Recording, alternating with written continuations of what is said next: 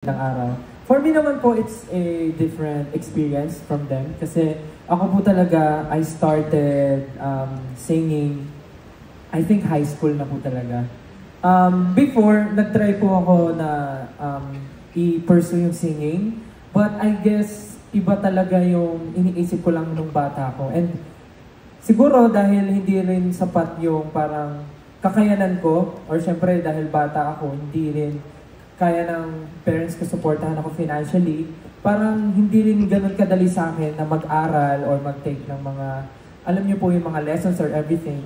Kasi nga dahil kapos din po. So parang nag-iisip na lang po ako ng ibang way na pwede kong gawin para lang po ma-express yung sarili ko, yung talent ko, which is nag-focus po ako sa dancing.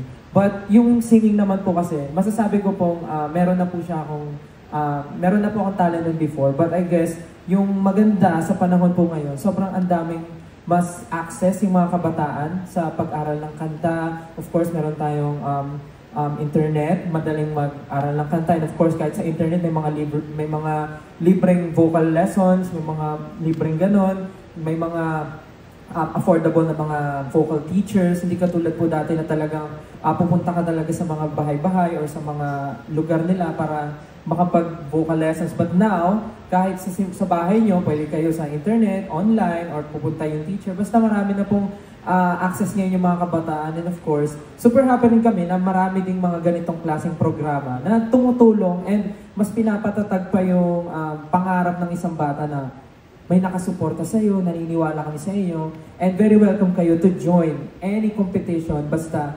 naniniwala ka sa sarili mo at alam mo meron kang talento at bagay na bagay ka dito. So, The Voice Kids is very, for me, blessing din. Not only for me, but also to all the talents na handang sumabak dito sa blind audition.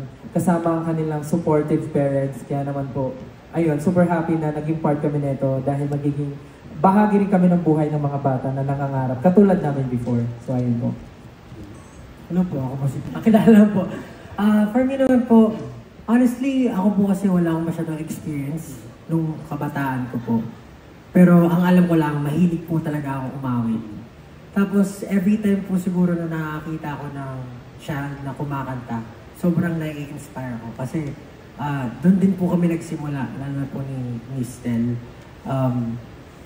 We're fairly new sa industry, pero we also had our share of challenges. Talagang merong point na talagang mag-give up ka. Pero back then, nung nagte-training kami, ang nasa isip lang namin nun, gusto namin mag-training araw-araw, gusto namin umawit, gusto namin ma-experience, makapag-perform sa malalaking stage. Ganon din po yung mga kids.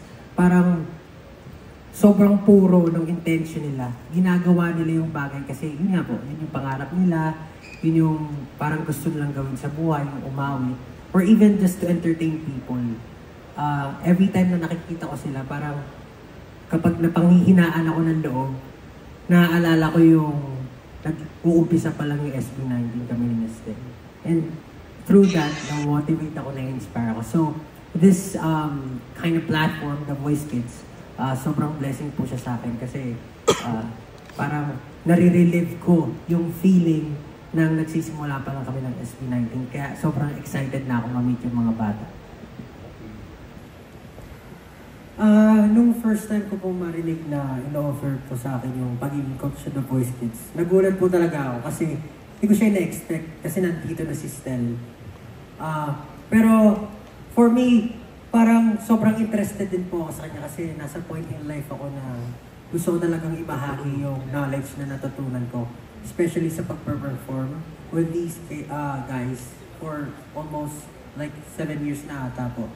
And mahilig din po ako mag-produce. So, it felt like right opportunity siya for me. Kaya talagang nung sinabi sa akin na gusto mo bang mag-game coach sa The Voice Kids, sabi ko, parang nag-isipan ko na saglit.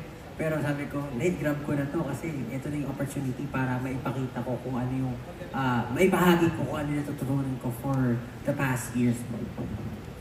Since ikaw yung bagong pasok sa grupo, kumusta yung adjustment? Hindi ka ba nahirapan? And curious lang din ako in particular sa inyo this time, parang dito ba wala mo na yung fact na magka-grupo kayo?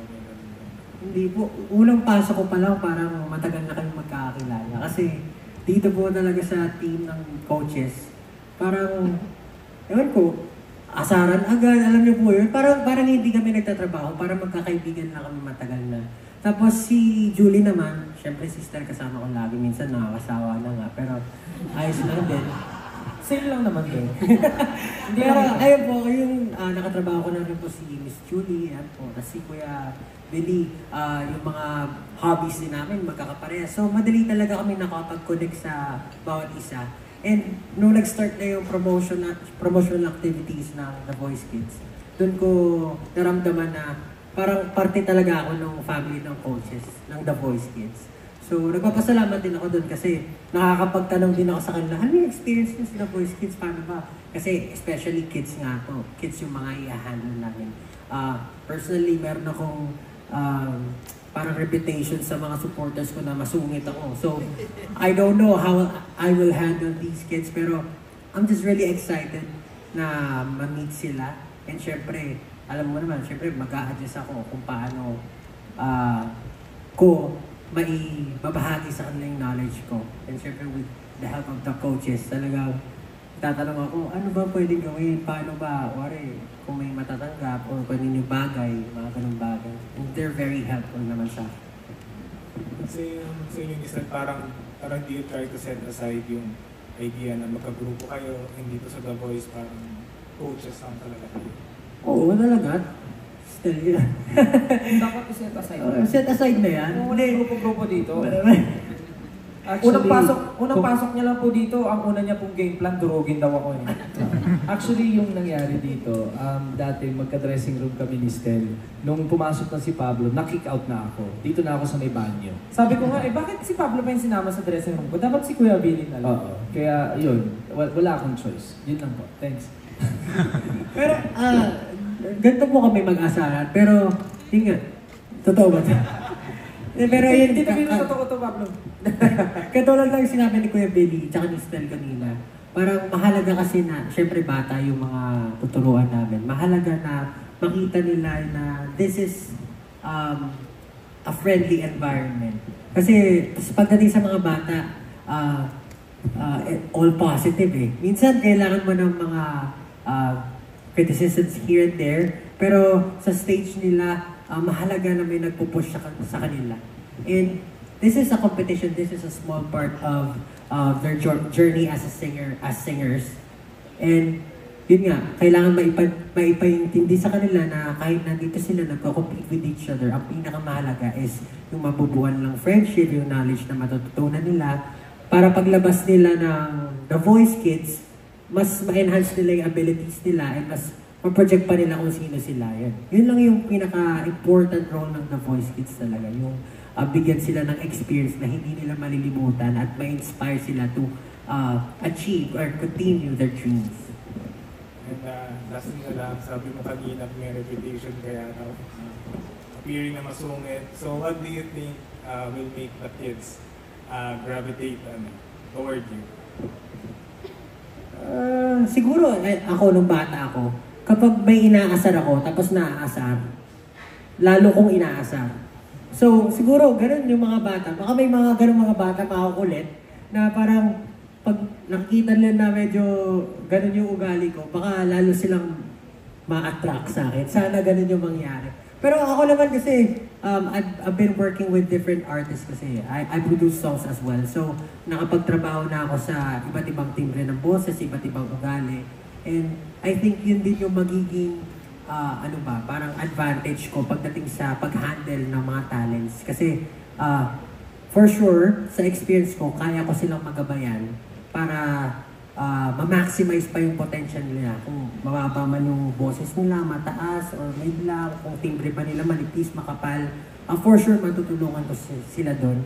And sana makita nila sa akin yun at mag-work kami together to win this competition.